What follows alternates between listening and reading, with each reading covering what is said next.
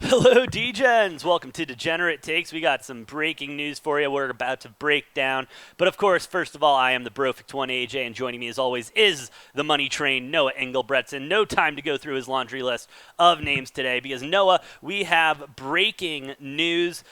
Finally, regarding a story we can put to bed, Deshaun Watson, this is being reported by Ian Rappaport, NFL and the Browns. Quarterback Deshaun Watson have struck a deal on a disciplinary settlement. As part of it, he'll be suspended 11 games and pay $5 million. Noah, obviously, this has been a long time coming. This has been something for about a year and a half now. We've been waiting for to see what exactly is going to happen. And we knew it was going to be a suspension. We had heard the 6 games come out originally. Everyone thought that was a little light. The NFL agreed. And so they go back into arbitration or whatever, review again, and now coming down to the settlement, 11 games. He will be eligible to return week 13 against no one else than the Houston Texans. I believe that game is at Texas. I'm going to go ahead and double check myself on that before we talk about it any further.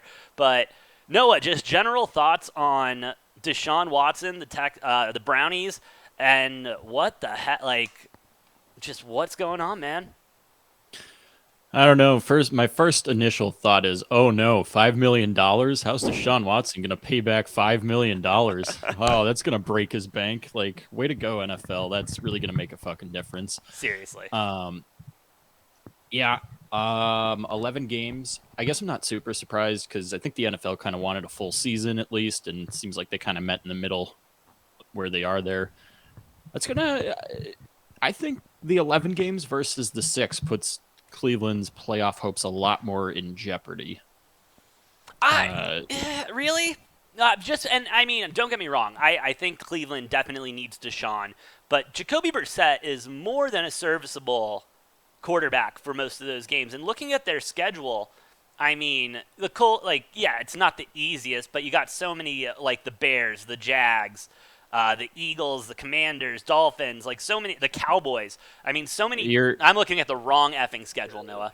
I was going to say the I'm looking at the Jaguars, Texans Bears, and schedule. Eagles are all preseason Yeah, that's my bad. Looking at the for the Browns. Texans schedule, not the Brownies. But they're very winnable games looking at, especially when you were looking at the first 6. After you get past that first 6, I will agree it does get a little bit more difficult, but Well, that's where I'm coming from. That six games wasn't probably going to make a whole lot of a difference. Looking at them starting with Panthers, Jets, Steelers, Falcons, Chargers there.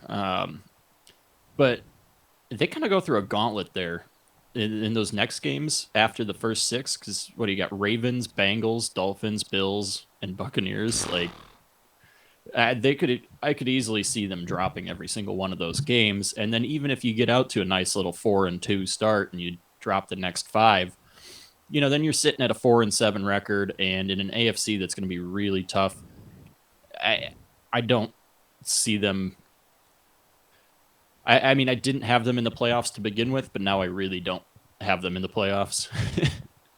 yeah, no, not at all. Especially with your star quarterback missing 11 games. Yeah, you're just not going to win any play. You're not going to make it to the playoffs. You're just not going to.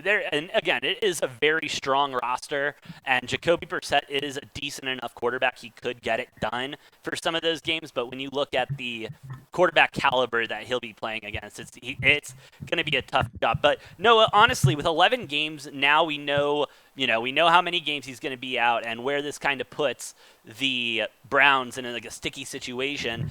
No disrespect to Jacoby Brissett, but there is one more quarterback on the market, and that would be Jimmy G. Well, they can't afford. You don't think they can't afford it? They can't afford to have Jimmy G and Deshaun Watson on the payroll for a 1-year deal. No, it's. Oh, I think they could work something out. It's not happening. Jimmy G put some good stuff on tape, makes him more desirable when he comes back, showing that he can play after that elbow injury and surgery. I mean, I don't think it's a good move, but I could definitely see it happen, especially if the Browns, dumping so much money into this team now, wanting to win, wanting to prove that sending Baker away wasn't the worst decision they could have made. Go ahead. Let's bring in Jimmy G then for those 11 games so we have a playoff caliber quarterback that's still in the roster. We'll have to dumb down the playbook a little bit, but I mean, that would leave them in a better position when Deshaun comes back versus having Jacoby starting there. Yeah, it's not going to happen. Oh, fair enough. But no, I can confirm that the Browns will be playing. Deshaun will be returning in Week 13 at Texas. I mean, that's going to be a loving and caring environment, right? They're going to be completely understanding. Judging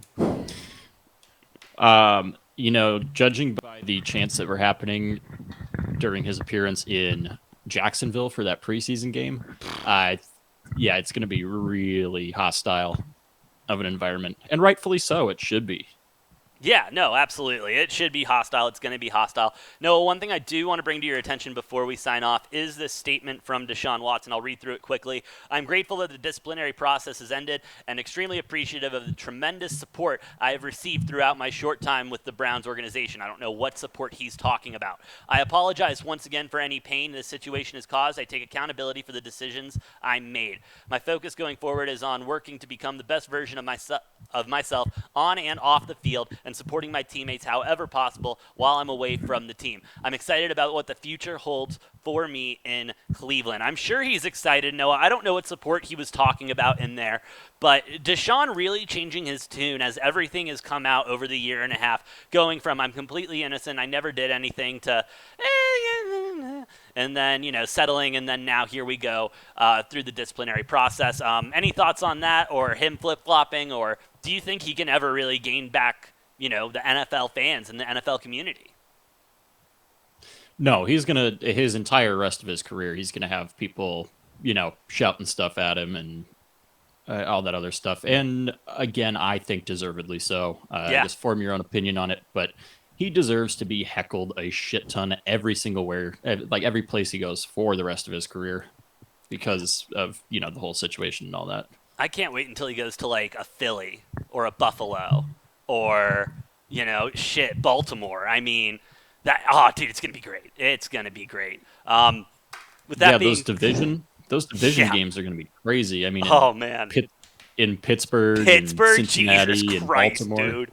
He's going to get murdered.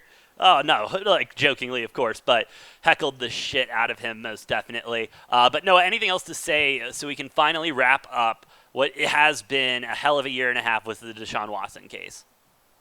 Bro, I'm just ready to stop fucking talking about it. And, obviously stuff will come up again when he's done with his suspension, but I'm, glad we can at least put this to bed for a couple months. Yeah, I mean, finally we have a resolution to the problem that was at hand. Whether it's appropriate or inappropriate, you can form your own decision on that. I mean, it's better than what it was in this D-Gen's opinion, but hey, it's going to be a hell of a year for Deshaun. We'll see what happens on the field and off the field the rest of the year. With that being said, I've been the Brofect1. That's been Noah. Thank you so much for listening and watching. Please like, share, and subscribe down below. Help us grow the channel. And, of course, we do have merchandise now, so go ahead, check out the link in the description below. And follow us on the Twitter at DGenTakes, at Brofect1, at Angle Money Train for all of Noah's best picks. With that being said, I've been the Brofect1 AJ. That's been the Money Train Noah. We'll see you next time on Degenerate Takes.